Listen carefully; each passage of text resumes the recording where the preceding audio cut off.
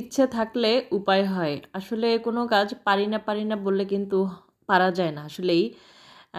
একটা সময় ছিল যখন আর কি এরকম এত পিঠা বানানো পারতাম না, এত রান্না-বান্না পারতাম না।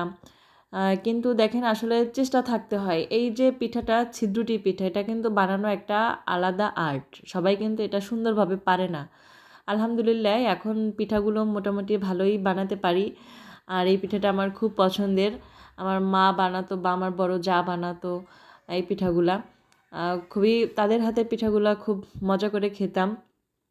এখন আল্লাহর রহমতে নিজেই পারি।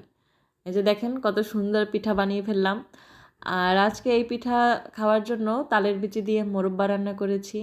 মোরব্বাটার আগেই রান্না করেছি রেডি খাওয়ার জন্য। আর এই যে পিঠাগুলো বানিয়ে নিচ্ছি।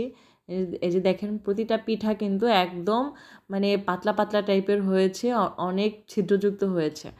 এই যে মাশাল্লাহ খেতেও অনেক ভালো লাগছে। আর নিজের হাতে কোনো কিছু বানিয়ে খাওয়ার একটা কিন্তু মজাই আলাদা। আবার পরিবারের সবাই যখন তৃপ্তি সহ খায় তখন কিন্তু আসলেই অনেক ভালো লাগে।